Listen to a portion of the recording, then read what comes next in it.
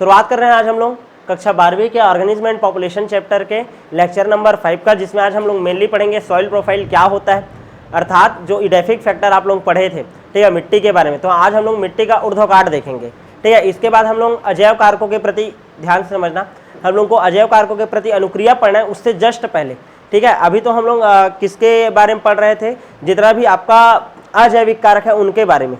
इसके बाद हम लोग को क्या पढ़ना है, जैविक कारकों का पर्यावरणीय कारक, यानी जैविक पर्यावरणीय कारक है उसका क्या क्या प्रभाव पड़ता है, ठीक है। और उसके बाद हम लोग पढ़ेंगे सहनशीलता का सीमा। क्लियर है। तो 3 टॉपिक आज हम लोग को कवर करना है फिलहाल तो इस लेक्चर में। तो सबसे पहले हम लोग पढ़ते हैं सॉइल प्रोफाइल क्या होता है। ध्यान से समझना, सॉइल प्रोफाइल के बारे में बताने से पहले ध्यान देना, जैसे कि ये हमारा पृथ्वी है, ठीक है, ये हमारा पृथ्वी है और ये पृथ्वी है, तो पृथ्वी का ये भूपर पट्टी है, ठीक है। और इस भूपर पट्टी में ये क्या लगा है, हमारा पेड़ वगैरह है, ऐसा समझो। क्लियर है ना। तो हम लोग क्या कर रहे हैं, ये जो मिट्टी है ना, इतना स्तर जो है ये वाला, ठीक है, इसको ऐसा ऊर्ध्व काट लिए ऐसा, और इसका हम लोग क्या कर रहे हैं, अध्ययन कर रहे हैं। क्या कर रहे हैं, अध्ययन कर रहे हैं। और अध्ययन करने के बाद इसको अलग अलग लेयर में ऐसे डिवाइड कर दिया जाता है। क्लियर है ना। और जब इसका अलग अलग लेयर का हम लोग मिट्टी के अलग अलग लेयर का अध्ययन करते हैं तो इसी को ही हम लोग क्या बोलते हैं, सॉइल प्रोफाइल। क्या बोलते हैं, सॉइल प्रोफाइल, मृदा परिच्छेदन, मृदा परिच्छेदन। क्लियर है। और इसके तहत ध्यान समझना, टोटल इसको कितने भागों में बांटा जाता है, 4 भागों में, ए, बी, सी और डी। इसमें जो ए संस्तर होता है, पहला भाग जो सबसे बाहर में, उसको पुनः कितने भागों में बांटा जाता है, 4 भागों में। कितने भागों में बांटा जाया रहता है, 4 भागों में, ठीक है ना। AOO, ठीक है, फिर AO, ठीक है ना, फिर ये यहाँ तक क्लियर है कि नहीं, AOO हो गया। इसी को O1 भी बोलते हैं। क्या बोलते हैं, O1। इसको क्या बोल देते हैं, O2। क्या बोलते हैं, O2। इसके बाद A संस्तर होता है, उसके बाद आता है आपका कौन सा संस्तर, B संस्तर आता है, ठीक है। ये इसको और बांट देंगे ना, B, C, ठीक है ना, अलग अलग करते जाएंगे। यहाँ तक क्लियर है कि नहीं, फिलहाल तो क्लियर है। हम लोग क्या करें, पहले नाम देखेंगे क्या क्या नाम होता है। पहले नॉर्मली समझो कि हमारा जो मिट्टी है, मिट्टी का ऊर्ध्व काट कर रहे हैं, ऊर्ध्व काट करके हम लोग उसका अलग अलग लेयर का क्या कर रहे हैं, अध्ययन कर रहे हैं। उसमें जो सबसे पहला स्तर होता है उसको बोलते हैं ए संस्तर। क्या बोलते हैं, ए संस्तर। और ए संस्तर में भी जो सबसे बाहर में है, जो मिट्टी हमको दिखाई देता है, ठीक है ना। नॉर्मली ऐसा समझो कि पृथ्वी है और यहाँ पास क्या हमारा पेड़ है, क्या है, पेड़ है, ठीक है ना। तो ये जो मिट्टी है सबसे पहला लेयर, तो इसको हम लोग बोलते हैं क्या, AOO ऐसा लिखा है, या फिर इसी को क्या बोलते हैं, O1। क्या बोलते हैं, O1 होरिजन। क्या बोलते हैं, O1 होरिजन। अब ये जो भाग रहता है, ध्यान समझना, इस भाग का विशेषता देखते हैं। सबसे बाहर में जो है, सबसे पहला नंबर का जो लेयर है उसके बारे में देखते हैं। सबसे पहला जो लेयर है, ठीक है ना, सबसे ऊपरी स्तर जो है, ठीक है, यहाँ पास गिरा हुआ जो पत्ती रहेगा, गिरी हुई पत्ती रहेगा, गिरी हुई पत्ती रहेगा। और क्या रह सकता है, चलो बताओ, मृत अवशेष रहेंगे जीवों के, मृत अवशेष किसके, जीवों के। अब वो जीव चाहे क्या रहे, मनुष्य रहे, चाहे और अदर जानवर रहे, चाहे पेड़ पौधे रहे, क्लियर ना, चाहे वो पादप हो चाहे जंतु हो, क्लियर ना, इन सब से क्या रहता है, वो ढका हुआ रहता है। क्लियर है। सबसे विशेष बात, यहाँ पास अपघटन नहीं होता, इस स्तर में अपघटन नहीं होता। जो भी पदार्थ इसमें पड़ा हुआ है वो सड़ना गलना स्टार्ट होता नहीं है। क्लियर है। सबसे पहला लेयर, सबसे बाहर का लेयर, मिट्टी को ऐसे काटे, ठीक है ना। तो जैसे ये कोई स्थान का मिट्टी है तो सबसे ऊपरी स्तर है जी, ये वाला, ठीक है। सबसे ऊपरी स्तर में क्या क्या है, गिरा हुआ पत्ती रह सकता है, मृत अवशेष रह सकता है, जितना भी, लेकिन वो सड़ना स्टार्ट किया नहीं है, वो वाला लेयर। क्लियर है। दूसरा देखो, दूसरा लेयर होता है आपका AO, या फिर इसी को क्या लिखते हैं, O2 होरिजन। क्या लिखते हैं, O2 horizon. Same to same है, बस यहाँ पास क्या होता है, कार्बनिक पदार्थ का विघटन स्टार्ट होता है।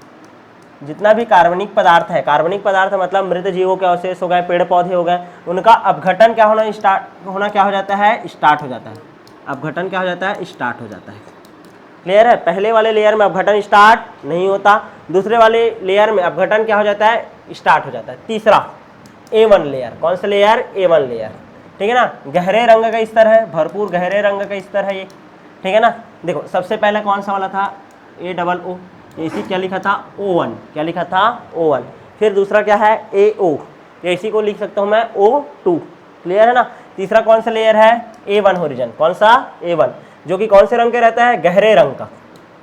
कौन से रंग का रहेगा, गहरे रंग का रहेगा, ठीक है। कार्बनिक पदार्थ रहेगा, खनिज पदार्थ रहेगा इस स्तर में, कार्बनिक पदार्थ भी रहेगा और क्या रहेगा, खनिज पदार्थ, क्योंकि लीचिंग प्रक्रिया द्वारा, लीचिंग मतलब समझ रहे हो, ऐसा पानी आएगा तो वो कहाँ जाएगा, नीचे, जो भी मिनरल्स रहेगा वो कहाँ जाएगा, नीचे, तो वो सभी यहीं पास इकट्ठा हुए रहता है, कार्बनिक पदार्थ है, खनिज पदार्थ है, ये सब मिल करके किसका निर्माण करते हैं, यहीं पास ह्यूमस निर्माण करते हैं। किसका निर्माण करते हैं, ह्यूमस का। और मैं आप लोगों को बताया था लिटर डफ और ह्यूमस, यहाँ तक क्लियर है कि नहीं, ठीक है। अच्छा, इस कारण ह्यूमस यहाँ पास है, इस कारण इस लेयर का एक और नाम है ह्यूमिक लेयर, क्या बोल देते हैं, ह्यूमिक लेयर। यहाँ तक क्लियर है। कितना लेयर हो गया, ए में ही चल रहा है ना, ए में कितना लेयर हो गया, 1 2 और ये 3। चौथा देखो A2 लेयर, ठीक है, कौन सा आ गया, A2 horizon, A2 horizon, clear है ना। हल्के रंग का मृदा होता है यहाँ पास कौन से रंग का था, गहरा, यहाँ पास कौन से रंग का मृदा हो गया, हल्के रंग का मृदा, कौन से रंग का हो गया, हल्के रंग का मृदा। यहाँ पास भी खनिज पदार्थ रहेगा, यहाँ भी खनिज पदार्थ क्या है, उपस्थित है, लेकिन वो जो खनिज पदार्थ उपस्थित है वो कौन से आकार का है, बड़े आकार का, बड़े आकार का। यहाँ पास रेत का अधिकतर रहेगा, किसका अधिकतर रहेगा, रेत का, किसका अधिकतर रह जाएगा, रेत का, क्लियर है कि नहीं, ठीक है, समझ आ रहा है कि नहीं। यहाँ पास ज़्यादा से ज़्यादा जो पानी आता है ना वो नीचे रिस रिस करके आता है, रहा रहता है, क्लियर है ना, जो भी भूमि में आएगा वो, क्लियर है। तो कितना होरिजन हो गया टोटल, 4, कितना हो गया, 4, ठीक है, O1 O2 A1 A2, clear है, टोटल कितना हो गया, 4। ये भी किसके अंतर्गत आया है, ए संस्तर के अंतर्गत। दूसरा होता है बी संस्तर, कौन सा संस्तर, बी संस्तर, क्लियर है, बी संस्तर। ए के अंतर्गत देखो 4 भाग है ना, फिर कौन सा लेयर आ गया आपका, बी लेयर। बी संस्तर जो रहता है, ध्यान से समझने का कोशिश करो, बी संस्तर में क्ले का मात्रा ज्यादा होता है, क्ले अधिक मात्रा में होता है, क्ले मतलब एकदम चिकना मिट्टी, क्लियर है। और क्ले अधिक है तो ध्यान से समझना, क्ले यदि अधिक है तो क्या उसमें वायु अवकाश रहेगा, क्या नहीं, वायु इसमें क्या रहता है, तो नगण्य होता है, वायु ही क्या होता है इसमें, बहुत ही ज्यादा नगण्य मात्रा में होता है, मतलब इसमें वायु का मात्रा नहीं के बराबर होता है, क्लियर है ना। और इस स्तर में जो बड़े पेड़ होते हैं ना, बड़े पेड़ के जड़ बस इस स्तर तक प्रवेश कर पाते हैं,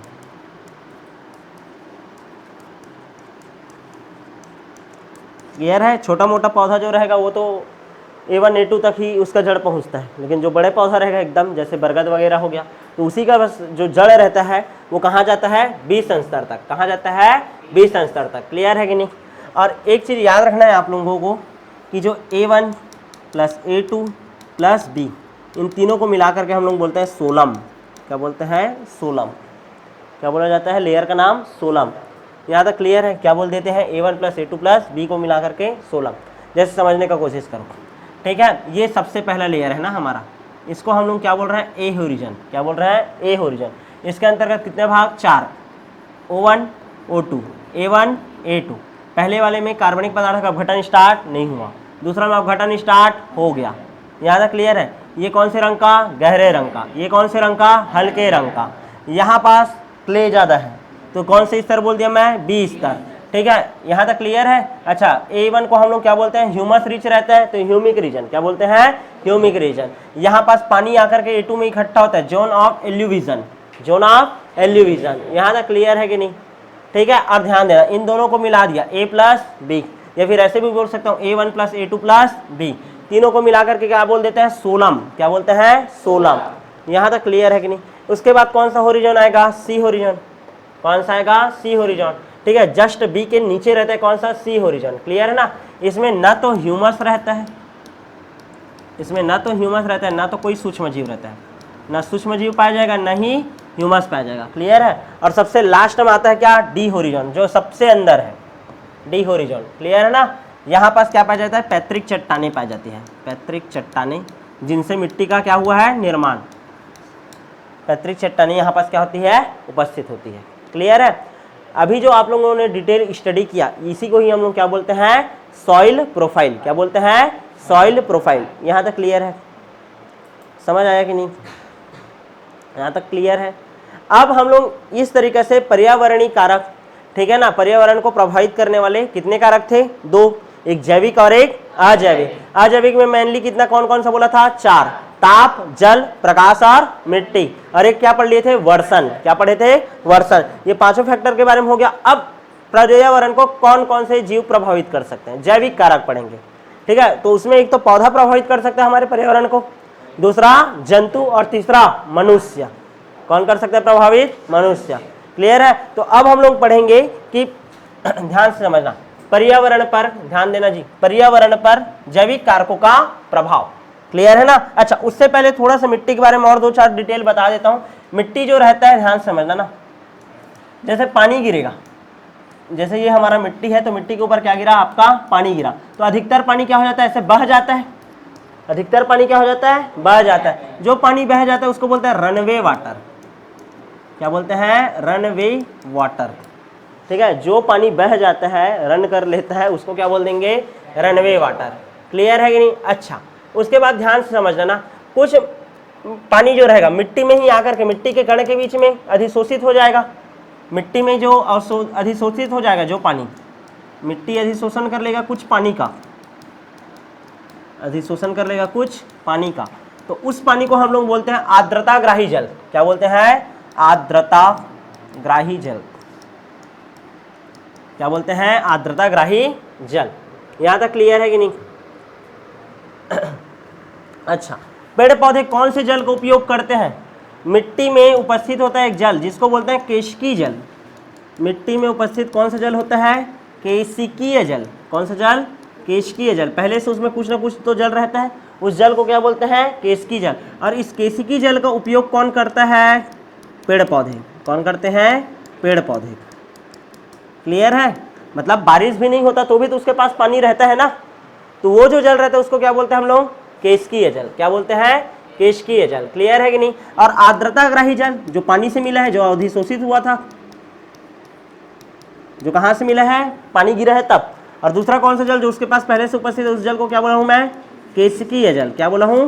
केशिकीय जल। इन दोनों जल को यदि मैं मिला दूं, आर्द्रताग्राही जल और केशिकीय जल को, तो इसी को, इसका जो जल का मात्रा है, इसको बोला जाता है फील्ड कैपेसिटी। क्या बोलते हैं? Field capacity. क्या बोल दिया जाता है? Field capacity. यहां तक क्लियर है कि नहीं? अच्छा, मिट्टी का जो पीएच रहता है 5.5 से कितना रहता है? 7। कितना रहता है? 7। मतलब मिट्टी का जो पीएच है वो क्या है? हल्का अम्लीय है। क्या है? हल्का अम्लीय है, उदासीन नहीं है। मिट्टी का पीएच कितना होता है? हल्का अम्लीय, 5.5 से 7, भूलना नहीं। यहाँ तक क्लियर है? अच्छा, तुम लोग को दोमट मिट्टी में, मृत्तिका मिट्टी में, ठीक है, और बलुई मृदा में, तीनों में क्या करना है? अंतर। बलुई मृदा में ज़्यादा मात्रा में क्या रहता होगा? बालू। ठीक है, मृत्तिकी मृदा में बालू कम रहता है, एकदम ज़्यादा चिकना रहता है। और तीसरा होता है दोमट मिट्टी, जो कि सबसे ज़्यादा क्या होता है? महत्वपूर्ण होता है, जिसमें सबसे ज़्यादा क्या होता है? खेतीबाड़ी का काम चलता है। तो तीनों में अंतर याद रखना जरूरी है। मिट्टी में रहने वाले जीवों को क्या बोलोगे? मृदा जीव। बुक से पढ़ लेना। ठीक है, ये समझ आया कि नहीं? देखो, पानी गिरा, जो पानी बह गया उसको रनवे वाटर, जो पानी को अधिशोषित कर ले उसको आर्द्रताग्राही जल, जो मिट्टी के पास पहले से था उसको केशिकीय जल। केशिकीय जल पहले से था और आर्द्रताग्राही पानी गिरा तब आया, तो दोनों को मिलाकर के क्या बोल दिया? Field capacity. क्या बोल दिया? Field capacity. पेड़ पौधे किसका उपयोग करते हैं? केशिकीय जल का। किसका उपयोग करते हैं? केशिकीय जल का। यहाँ तक क्लियर है कि नहीं? समझ आया? यहाँ तक क्लियर है? तो इस तरीके से आपका जो पर्यावरण को प्रभावित करने वाले जितने भी अजैविक कारक थे वो क्या हो गया? कंप्लीट। अब कौन कौन सा जैविक कारक है? कौन कौन सा जैविक कारक है जो कि किसको प्रभावित करता है? पर्यावरण को। पर्यावरण को प्रभावित करता है, इसके बारे में डिटेल पढ़ेंगे। ठीक है, तो मेनली जो जैविक कारक है, ध्यान समझना, इसका जब वर्णन करेंगे, ठीक है, तो जैविक कारक कैसे कैसे प्रभावित कर सकता है, ध्यान देना। एक कम्युनिटी है। कम्युनिटी मतलब समझते हो ना? ऑर्गेनिज्म है। ऑर्गेनिज्म क्या बनाया? पॉपुलेशन बनाया। फिर बहुत सारा पॉपुलेशन, अलग अलग पॉपुलेशन मिलकर क्या बनाता है? कम्युनिटी बनाता है। क्या बनाता है? कम्युनिटी। जैसे मनुष्य का पॉपुलेशन है, गाय का पॉपुलेशन है, भैंस का है, हिरण का है, पेड़ पौधे का है। समझ आ रहा ना? ऐसा अलग अलग पॉपुलेशन है। सारे पॉपुलेशन एक जगह में है। जैसे तुम्हारा गांव है, वहाँ नदी भी है, पहाड़ भी है, झरना भी है, अलग पक्षी भी है, बहुत सारा पॉपुलेशन है अलग अलग। समझ आ रहा ना? और सारे पॉपुलेशन एक जगह में हो, मतलब वो क्या है? कम्युनिटी है। क्या है? कम्युनिटी। एक कम्युनिटी एक दूसरे को कैसे कैसे प्रभावित कर सकता है? एक पौधा दूसरे पौधे को प्रभावित कर सकता है, पौधा मनुष्य को प्रभावित कर सकता है, पौधा जीव को प्रभावित कर सकता है, एक जीव दूसरे जीव को प्रभावित कर सकते हैं। समझ आ रहा है कि नहीं? उस एरिया का जो मिट्टी है वहां के वनस्पति को डिसाइड करेगा, वनस्पति किसको डिसाइड करेगा? वहां पास कैसे जीव रहेंगे। क्योंकि जैसा पेड़ पौधा आएगा वैसा ही क्या होगा आपका, जैसा पेड़ पौधा का वैसे ही क्या होगा, जीव जंतु होगा। समझ आ रहा है कि नहीं? तो जैविक कारक कितने प्रकार से प्रभावित कर सकते हैं? 3 प्रकार से। एक तो पौधा प्रभावित कर सकता है, दूसरा जंतु, और तीसरा कौन प्रभावित कर सकता है? आपका मनुष्य। सबसे पहले पौधा कैसे प्रभावित कर सकते हैं? सबसे पहले पौधा का प्रभाव, सबसे पहले जैविक कारकों में किसका प्रभाव? पौधा का। पौधा का प्रभाव अब बीच बताया था मैं तुम लोगों को, कैसे बताया था कि मान लो कोई एरिया है, तो वहां पास कोई एरिया में जैसा वनस्पति रहेगा, जैसा वनस्पति रहेगा वैसे ही वहां पास क्या पाया जाएगा? जीव पाया जाएगा। क्लियर है कि नहीं? और एक ही स्थान पर रहने वाली अलग अलग प्रकार की जो पादप प्रजाति है वो भी एक दूसरे को क्या कर सकते हैं? प्रभावित कर सकती है। क्लियर है कि नहीं? जैसे कि कोई एरिया है उसमें घास ही है, तो वहां पास एकदम संभावना है, घास का मैदान है तो हाँ हिरन का संख्या, खरगोश का संख्या, इन सारे जीवों का संख्या क्या होगा? थोड़ा सा ज़्यादा रहेगा, क्योंकि उसको घास पसंद है तो घास वाला कहानी चलेगा। समझ आ रहा है कि नहीं? रेगिस्तान है, रेगिस्तान में कैक्टस है, नागफनी है। समझ आ रहा है? तो वहां पास का ध्यान से समझना, वनस्पति जो रहता है वहां पास कैसे जीव रहेंगे उसका क्या करता है? डिसीजन करता है, तो पर्यावरण को प्रभावित कर रहा है। अच्छा, और क्या चीज हो सकता है? दूसरा देखो, प्रतिस्पर्धा होता है, कॉम्पिटिशन होता है। जीवों के मध्य में क्या होता है? प्रतिस्पर्धा होता है। अलग अलग संसाधन है, अलग अलग संसाधन के लिए यदि प्रतिस्पर्धा नहीं होता, प्रतिस्पर्धा होता है एक ही संसाधन के लिए। समझने का कोशिश करो, इस एरिया में तुम एक चाय दुकान खोले, ठीक है, तुम इस एरिया में चाय दुकान खोले और तुम्हारा चाय दुकान अच्छा खासा चल रहा है। अब सामने में कोई दूसरा आदमी आएगा, वो होटल खोलेगा तो उसका होटल भी अच्छा चलेगा, लेकिन उसके बजाय मान लो वो चाय ही खोल देता तो कंपटीशन हो जाता तुम दोनों चाय वालों के बीच में। समझ आ रहा है कि नहीं? वैसे ही यदि एक ही रिसोर्स का कोई जीव, ध्यान से समझना, एक ही संसाधन का कोई 2 जीव उपयोग करता है तो उनके बीच में क्या होता है? प्रतिस्पर्धा। क्या होता है? प्रतिस्पर्धा। जैसे कि हिरन है, उस हिरन को तेंदुआ को भी खाना है और उसको शेर को भी खाना है, तो दोनों के बीच में प्रतिस्पर्धा होगा, तेंदुआ के बीच में और शेर के बीच में। समझ आ रहा है कि नहीं? और प्रतिस्पर्धा कई मायने में लाभदायक भी होता है, कई मायने में हानिकारक भी होता है। क्लियर है कि नहीं? ठीक है, तो इसके बारे में पढ़ेंगे हम लोग आगे, अन्योन्य क्रिया पढ़ेंगे ना, इकोलॉजिकल इंटरेक्शन तो पढ़ेंगे। तो प्रतिस्पर्धा वाला टॉपिक मेरा उधार है, मैं तुमको एकदम डिटेल पढ़ाऊंगा, इसी के बारे में 10 से 15 मिनट पढ़ना पड़ेगा हम लोग को। क्लियर है? अच्छा, और क्या हो सकता है? कीट भक्षिता जानते हो तुम लोग? कुछ हरे पौधे जो रहते हैं वो नाइट्रोजन की पूर्ति के लिए, नाइट्रोजन की पूर्ति के लिए कीड़ों को क्या करते हैं? ग्रहण कर लेते हैं। जैसे कलश पादप का उदाहरण याद होगा तुम लोग को। कलश पादप क्या करता था? ठीक है, कीड़ा जो रहता था उसको ढक लेता था, और वो कीड़ा को खाता है तो उसके बॉडी में किसका कमी पूरा हो जाता था? नाइट्रोजन का। तो एक प्रकार का कीट भक्षिता है। और देखो, एक पादप है वो दूसरे जीव को प्रभावित कर रहा है। तीसरा देखो, और क्या उदाहरण हो सकता है? सहजीविता, साथ साथ जीना, क्या कहलाता है? सहजीविता। कैसे समझाऊं तुमको सहजीविता? लाइकेन का उदाहरण है। ठीक है, लाइकेन 2 चीजों से मिलकर बना रहता है, एक तो रहता है उसमें क्या? शैवाल, और एक रहता है कौन? कवक। ठीक है, शैवाल को चाहिए, ध्यान से समझना, शैवाल को चाहिए, शैवाल को क्या चाहिए? रहने के लिए आवास, और कवक को क्या चाहिए? भोजन। ठीक है, तो कवक को ध्यान से समझना, कवक को भोजन बना करके कौन देगा? शैवाल। ठीक है, और कवक शैवाल को रहने के लिए क्या देगा? जगह देगा। क्लियर है ना? तो सहजीविता भी उदाहरण हो सकता है, इसके बारे में भी डिटेल पढ़ेंगे। समझ आ रहा है कि नहीं? अच्छा, वैसे ही एक होता है जैविक, तुम लोग इकोलॉजिकल इंटरेक्शन में पढ़ोगे, कॉमेंसलिज्म। क्या होता है कॉमेंसलिज्म? जिसमें एक जीव को लाभ होता है लेकिन दूसरे को कोई उसका फायदा नहीं होता, दूसरा अप्रभावित रहता है। जैसे समझने का कोशिश करो कि तुम लोग देखे होगे कि गाय जब चरते रहता है तो उसके पीछे पीछे बगुला भी चलता है। गाय चलता है तो उसके पीछे पीछे कौन चलता है? बगुला। अब गाय के पीछे पीछे बगुला क्यों चलता है? जब गाय चलता है तो उसका खुर से क्या होता है? जमीन जो रहता है वो कुरेद देता है जमीन से। तो जमीन में जो छिपे हुए कीड़े रहते हैं, उन कीड़ों को बिना किसी मेहनत के किसको देखने को मिल जाता है? बगुला को। अब देखो यहाँ पास लाभ किसको हो रहा है? बगुले को। गाय को कोई मतलब है क्या? नहीं, वो तो अपना काम कर रहा है। तो इस प्रकार का जो इंटरेक्शन रहता है उसको बोलते हैं कॉमेंसलिज्म। क्या बोलते हैं? कॉमेंसलिज्म। अच्छे से पढ़ोगे इसके बारे में तुम लोग, कॉमेंसलिज्म। क्लियर है? तो मैं क्या बता रहा हूं, ध्यान से समझने का कोशिश करो कि किस प्रकार से, ठीक है, जैविक कारक भी आपके पर्यावरण को प्रभावित कर सकते हैं। ये हो गया किसका प्रभाव? पौधे का। जंतु का प्रभाव भी जानते हो तुम लोग। एक जो जंतु है, मान लो कोई एरिया में बहुत ज्यादा चारण कर दिया, ठीक है, जैसे कि एक द्वीप था गैलापैगो द्वीप। क्या नाम है द्वीप का? गैलापैगो द्वीप। उस एरिया में क्या हुआ, ध्यान से समझना, बकरी को ला दिया गया। किसको ला दिया गया? बकरी को। अब वहां पास कछुआ पाया था। कछुआ का एक विशेष प्रजाति था एबिगडन कछुआ। क्या नाम था? एबिगडन। क्या नाम है? एबिगडन। तो क्या हुआ? छेरियसन चर मत कहते नहीं, छेरियसन लू मत करके बोलते ना, मतलब क्या है, वो बहुत जल्दी जल्दी घास को खाता है, पत्तियों को खाता है, देखे भी होगे। ठीक है, तो वो जो द्वीप था, उस द्वीप में, गैलापागो द्वीप में जितना भी क्या था, घास था, उसको जल्दी जल्दी कौन खाने शुरू कर दिया? बकरी। अब बकरी की एंट्री करा, अब कछुआ भी तो घास खाएगा, समझ आ रहे नहीं? तो कछुआ का संख्या क्या होने लग गया? कम। क्या होने लग गया? कम। बकरियों के अत्यधिक चारण क्षमता की वजह से कछुओं की संख्या में क्या होने लग गई? कमी होने लग गई। समझ आ रहा है कि नहीं? तो चारण क्षमता भी जो रहता है जीवों का प्रभावित कर सकता है। ठीक है, तुम लोगों को ये भी पता होगा, जैसे कि आप घास का मैदान है, घास के मैदान में तुम कछुए के छोड़ दो, कछुए का रिप्रोडक्शन करने का जो कैपेसिटी रहता है वो बहुत ज्यादा रहता है। ठीक है, साथ ही साथ उसके बच्चे के सर्वाइव करने का जो क्षमता रहता है वो भी क्या रहता है? बहुत ही ज्यादा। ऑस्ट्रेलिया में क्या किया गया, ध्यान से समझना, ऑस्ट्रेलिया में लाया गया किसको? तुम्हारा खरगोश को। कछुआ बोल रहा था क्या? सॉरी, खरगोश को, माई मिस्टेक। खरगोश का कैपेसिटी ज्यादा रहता है, माई मिस्टेक। ठीक है, थोड़ा वर्डिंग में हो जाता है, ध्यान समझो। खरगोश था, ऑस्ट्रेलिया में लाया गया किसको? खरगोश को। अब वो जो खरगोश था, वहां घास का मैदान है, खरगोश फूल खाया किसको? घास को, और संख्या उसका तंदना करके क्या हो गया? बढ़ गया। अब जो खरगोश था वो फसलों को क्या करने लग गया? नुकसान।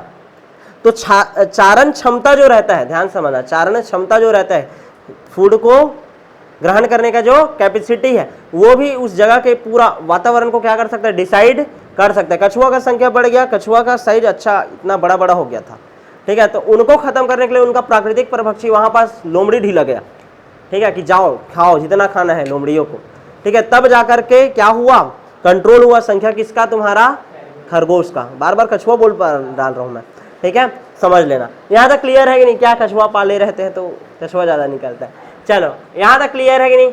ठीक है, और क्या हो सकता है, और कैसे प्रभावित कर सकता है जैविक कारक? प्रकीर्णन एक टॉपिक आता है, प्रकीर्णन मोस्ट टाइम पे क्वेश्चन बनता है। प्रकीर्णन किसे कहते हैं? डिस्पर्सन, इंग्लिश में बोलते हैं इसको क्या? डिस्पर्शन।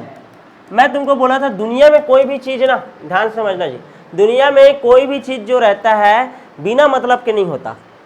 यदि कोई तुमसे प्रेम कर रहा है तो उसके पीछे भी उसका स्वार्थ है, क्योंकि उसको प्रेम चाहिए, तब वो तुमसे प्रेम कर रहा है। समझ आ रहा है कि नहीं? मम्मी पापा भी यदि तुमसे निस्वार्थ प्रेम करते हैं, बोलते हैं, लेकिन उनको कहीं ना कहीं अपने बुढ़ापे का एक सहारा भी चाहिए इन फ्यूचर, उनको भी अपने सुख दुख बांटने के लिए कोई चाहिए, तभी तो वो इतना प्रेम कर रहे हैं। ठीक है, जैसे कि बोलते हैं ना कि हाँ सब चीज निस्वार्थ चल रहा है, लेकिन हाँ बायोलॉजी बोलता है कि सब चीज निस्वार्थ नहीं चल रहा है, सब स्वार्थ के वशीभूत होकर के काम कर रहे हैं। यहाँ तक कि पेड़ पौधे भी, पेड़ पौधे से हमको फल मिलता है, वो हमसे कुछ लेते हैं क्या? नहीं, लेकिन इनडायरेक्टली काम करवाते हैं अपना। कैसे इनडायरेक्टली काम करवाते हैं? ठीक है, जैसे कोई पक्षी आया पेड़ पौधे का, उसके फल को खाएगा, फल को खाएगा तो उसके बीज को क्या करेगा? इधर उधर फैला देगा, चुराएगा, फल को खा लेगा। गिलहरी करता है वैसी। ठीक है, गिलहरी एक नंबर का भुलक्कड़ होते हैं, गिलहरी लोग एक नंबर के क्या होते हैं? भुलक्कड़। ठीक है, वो लोग खाना चुरा करके ले जाते हैं और खाना को जो ना अलग अलग पेड़ के ओट में ऐसे छुपा डालते हैं कि बाद में खाएंगे, और फिर भूल जाते हैं। अब वही जगह में वो बीज रह जाता है, खाना रह जाता है, तो उस जगह में क्या उग जाता है? फिर नया पेड़। तो एक प्रकार से वो उसके बीजों को क्या कर रहा है? फैला रहा है। क्या कर रहा है? फैला रहा है। डायरेक्टली मदद नहीं कर रहा है, इनडायरेक्टली तो कर रहा है।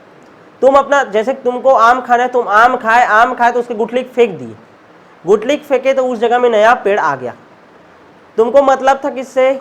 आम से, और देखो उसको, वो तो अपना जनन कर लिया, अपना संख्या बढ़ा लिया, अपना काम करवा डाला इनडायरेक्टली। समझ आ रहा है कि नहीं? और इसी प्रोसेस को ही हम लोग बोलते हैं क्या? प्रकीर्णन। क्या बोलते हैं? प्रकीर्णन। फ्लोरल रिवार्ड वाला कहानी चल रहा है यहाँ पास, अभी क्लियर है? मतलब कोई भी जो जीव जंतु है, ध्यान से समझना, जीव जंतु है, ये क्या करते हैं? बीजों को, फलों को जब खाते हैं, ठीक है, तो फलों को जब क्या करते हैं? खाते हैं, तो वो उसको यत्र तत्र कहीं भी फैला देते हैं, जिसके कारण उनकी संख्या में क्या होता है? वृद्धि, और इसी को बोला जाता है क्या? प्रकीर्णन। और मनुष्य के बारे में जानते हो, मनुष्य के भी प्रभाव जानते हो। मनुष्य इस पर्यावरण को सबसे ज्यादा प्रभावित करने वाला जीव है। वनों का कटाई हो रहा है, उसके कारण भी हमारा पर्यावरण क्या हो रहा है? प्रभावित हो रहा है। इस टॉपिक में तुम जितना चाहे फेंक करके बता सकते हो, ठीक है ना, लेकिन हाँ फेंकने का भी टेक्निक ऐसा होना चाहिए कि जो उससे मेल खाए। ठीक है, तुमको पूछ रहे कृष्ण भगवान के बारे में और तुम बता रहे हो उसको सती अनुसुईया और राम का कहानी, कहाँ द्वापर युग और कहाँ त्रेता युग, ऐसा वाला कहानी करना नहीं है। चलो समझ आया क्या इतना? अब हमारा जो लास्ट टॉपिक है इस लेक्चर का वो है सहनशीलता का सीमा, जो मेरा पूरा हो चुका है तुम लोगों के लिए। सहनशीलता की सीमा हम लोगों का भी हो गया है भैया, बोलो सहनशीलता की सीमा। ठीक है, जोन ऑफ टॉलरेंस, ठीक है ना। क्या होता है ध्यान समझना, ये जो हमारे कारक थे पर्यावरण को प्रभावित करने वाले अजैविक कारक थे, कौन कौन से थे? ताप, जल, प्रकाश और मिट्टी। चलो ताप, जल और प्रकाश को ही लेते हैं। कोई भी जीव है, चाहे वो पौधा हो चाहे जंतु हो, इसका एक निश्चित सीमा को एकदम, एक तो न्यूनतम मान को सहन कर सकता है या तो एक अधिकतम मान को, और उसका एक टाइम ऐसा रहता है कि हाँ उसमें वो ज्यादा से ज्यादा क्या कर सकता है? ग्रोथ कर सकता है। क्लियर है कि नहीं? जैसे कि मनुष्य का बात करता हूँ, मनुष्य जो है, ठीक है, वो आराम से, ध्यान समझना, वो आराम से ना ऐसा है कि आप ज़्यादा से ज़्यादा मिनिमम 10 डिग्री सेंटीग्रेड से लेकर के कितना डिग्री सेंटीग्रेड तक सहन कर सकता है? 46-45 तक। क्लियर है ना? तो ये इसका मिनिमम वैल्यू हो गया, ज़्यादा टाइम तक। ध्यान से समझना, इससे और ज़्यादा कम होगा तो वो जीवित रहने में उसको क्या होगा? बहुत ही ज़्यादा दिक्कत। इससे ज़्यादा होगा तो भी क्या होगा? एकदम ज़्यादा दिक्कत। लेकिन हाँ इसके बीच में है, ठीक है ना, तो इसको हम लोग बोलेंगे उसकी सहनशीलता की सीमा। क्या बोलेंगे? सहनशीलता की सीमा। और यहां पास से इससे कम हुआ तो असहनशील हो गया, जोन ऑफ इनटॉलरेंस हो गया। इधर भी क्या हो जाएगा? Zone of intolerance. और समझ आ रहा है कि नहीं? एक न्यूनतम मान को, कोई भी कारकों के एक न्यूनतम मान को और एक अधिकतम मान को ही कोई जीव क्या कर सकता है? सहन कर सकता है। और दोनों सीमाओं के बीच का जो, ध्यान समझना, दोनों सीमाओं के बीच का जो फैक्टर है, दोनों के बीच का जो मान है, उसी को ही हम लोग बोलते हैं क्या? Optimum zone. क्या बोलते हैं? Optimum zone. समझने के लिए एक ग्राफ दिया जाता है, सहनशीलता को समझने के लिए ध्यान से समझो, ध्यान दो। क्या बोल रहा हूं मैं? कोई पॉपुलेशन है, उसका साइज है, और मैं कर रहा हूं इन्वायरमेंटल ग्रेडियंट ले रहा हूं। जैसे कि मैं इधर ले रहा हूं किसको? ताप को ले रहा हूं, ऐसा समझना। किसको ले रहा हूं? ताप को। मैं ताप भी ले सकता हूं, जल भी ले सकता हूं, प्रकाश भी ले सकता हूं। मान लो मैं जैसे ताप को एकदम कम रखा हूं तो जीवों का संख्या क्या है? एकदम कम। एक टाइम ऐसा आएगा कि हाँ ताप थोड़ा बढ़ाते जा रहे हैं, जीवों का एक निश्चित रेंज रहेगा, इतने तक में रहेगा। ज़्यादा से ज़्यादा मनुष्य कितने टेम्परेचर में ज़्यादा अच्छे से रहता है? 25 से लेकर के कितने के बीच में रहता है? 40 के बीच में। अब इससे जैसे ज़्यादा ऊपर होगा तो फिर से पॉपुलेशन का संख्या क्या होने लग जाएगा? घटने लग जाएगा। और इसमें भी एक टेम्परेचर, एक निश्चित टेम्परेचर तक को सहेगा। इस टेम्परेचर के बाद वो, ध्यान से समझना, इस टेम्परेचर के बाद पॉपुलेशन पाया जाएगा क्या? नहीं। मतलब एक न्यूनतम मान और एक अधिकतम मान, उसको बस सहन कर सकता है कोई भी पॉपुलेशन रहेगा वो। यहाँ तक क्लियर है? और इसमें भी ध्यान समझना, ये तो ध्यान समझना, यहाँ पास फिटनेस होगा और ग्रोथ होगा मैक्सिमम रूप से। फिटनेस का मीनिंग यहाँ पास होता है, कभी भी याद रखना, रिप्रोडक्शन। इकोलॉजी में कभी भी फिटनेस का मीनिंग क्या होगा? रिप्रोडक्शन। दिमाग में छाप के रखे रहना, क्वेश्चन आया हुआ है नीट में। यहाँ तक क्लियर है? आगे बढ़ जाए क्या? अच्छा, टेम्परेचर एकदम कम किया तो लेस ऑर्गेनिज्म हो गया, ठीक है। इधर भी एकदम बढ़ा है तो भी लेस ऑर्गेनिज्म हो गया। और जैसे ही एकदम हाई टेम्परेचर हुआ तो क्या जीव पाया जाएगा क्या? नहीं। तो जिधर जीव नहीं पाया जाता उसको बोलते हैं जोन ऑफ इनटॉलरेंस। क्या बोलते हैं? Zone of intolerance. सहनशीलता का सीमा नहीं है भाई, इनटॉलरेंस हो गया है। लोग ऐसा बोलते हैं ना, असहनशील हो गए। क्या हो गए हैं? असहनशील, ठीक है। वैसे ही है जोन ऑफ इनटॉलरेंस। और यहाँ पास देखो, अब मान लो मैं तुमको बोलूंगा कि 10 डिग्री सेंटीग्रेड से 20 डिग्री सेंटीग्रेड के बीच मेरा, तो तू उतना अच्छे से रह पाएगा क्या? नहीं। 40 से 50 के बीच में रह सकता है इंसान, लेकिन उतने अच्छे से रह पाएगा क्या? नहीं। वर्क एफिशिएंसी रहेगा क्या? नहीं। उसके माइंड में क्या रहेगा? स्ट्रेस। क्या रहेगा? स्ट्रेस, तनाव रहेगा। टेम्परेचर कम है, हाथ पैर एकदम कपा रहा है, ग्लव्स लेकर के एनी टाइम स्वेटर पहन करके काम करना पड़ रहा है, एकदम गर्मी है तो भी काम होगा क्या? नहीं। पढ़ाई भी नहीं हो पाता। समझ आ रहा है कि नहीं? तो ऐसा टाइप का चीज सोचो। जोन ऑफ इनटॉलरेंस के बाद क्या आता है? Stress zone. क्या आता है? Stress zone. 0 डिग्री सेंटीग्रेड को तुम नहीं सहन कर सकते, लेकिन हाँ 10 से 20 तक को सहन कर सकते हैं, लेकिन वो कैसा रहेगा? स्ट्रेस वाला रहेगा। क्या रहेगा? स्ट्रेस वाला रहेगा। क्लियर है ना? उसके बाद में देखो 20 से 25 में बढ़ते गया, और 25 में 40 में क्या रहता है? पॉपुलेशन क्या रहेगा? एकदम ज्यादा रहेगा। जहां पास एकदम ज्यादा रहता है इसको बोलते हैं ऑप्टिमम टॉलरेंस रेंज। क्या बोलते हैं? Optimum tolerance range. फिर टेम्परेचर को मैं बढ़ाया तो फिर से पॉपुलेशन क्या हो गया? घट गया।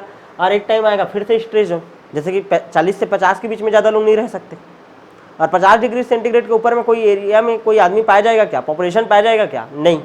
सहन ही नहीं कर पाएंगे ना। समझ आ रहा है?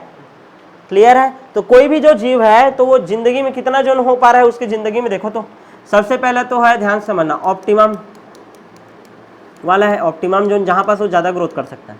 एक होता है कौन सा जोन? कौन सा जोन होता है बोल रहा हूं मैं? उसका जोन ऑफ इनटॉलरेंस। क्या होता है? Zone of intolerance. Intolerance, zone of intolerance. Clear है ना? यहां पास को टॉलरेट कर रहे हैं, टॉलरेंस, जोन ऑफ टॉलरेंस, सहनशीलता की ये सीमा है।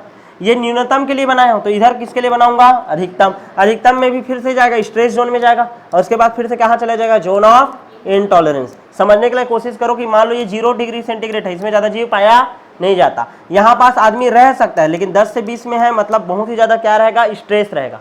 फिर यहाँ पास आदमी ज्यादा से ज्यादा पाया जाता है 25 से, ऐसा समझो 35 से 40 तक समझ लो, और फिर 40 से 50 में क्या हो जाएगा, स्ट्रेस जोन आ जाएगा। क्या आ जाएगा, स्ट्रेस। फिर उसके बाद आ जाएगा जोन ऑफ इंटॉलरेंस, सहन नहीं कर सकते। क्लियर है कि नहीं? तो ध्यान से समझना, ये जो ग्राफ बना है तुमको ऐसा नहीं लग रहा है कि बेल शेप्ड है, घंटाकार ऐसा। क्लियर है कि नहीं? घंटाकार है ये, इसको बोला जाता है बेल शेप्ड कर्व। क्या बोला जाता है, बेल शेप्ड कर्व। यहां तक क्लियर है कि नहीं? अच्छा, वह न्यूनतम एनर्जी जिसको कोई जीव सहन कर सकता है, या वह अधिकतम एनर्जी बोल रहा हूँ, सॉरी, वह अधिकतम टेम्परेचर या वह न्यूनतम टेम्परेचर जिसको वो सहन कर सकता है, उसको बोलते हैं उसका थ्रेशहोल्ड। क्या बोलते हैं, थ्रेशहोल्ड। जिसमें अपने जीव अपना वृद्धि कर सकते हैं। जैसे 20 डिग्री सेंटीग्रेड में भी आदमी जिंदा रहेगा, खाना खाएगा, अपने शरीर का ग्रोथ कर सकता है, 40 में भी कर सकता है। क्लियर है ना? तो उसको बोलते हैं उसका क्या, थ्रेशहोल्ड। क्या बोला जाता है, थ्रेशहोल्ड। देहली क्या बोलते हैं हिंदी में, देहली। यहाँ तक क्लियर है, समझ आया कि नहीं? तो इस तरीका से हमारा ये जो टॉपिक था पर्यावरणीय कारकों का जीवों पर प्रभाव, जिसमें एक था जैविक कारक और एक था अजैविक कारक, और साथ ही में सहनशीलता की सीमा, वो टॉपिक कंप्लीट होता है। मिलेंगे आप नेक्स्ट क्लास में नेक्स्ट टॉपिक के साथ।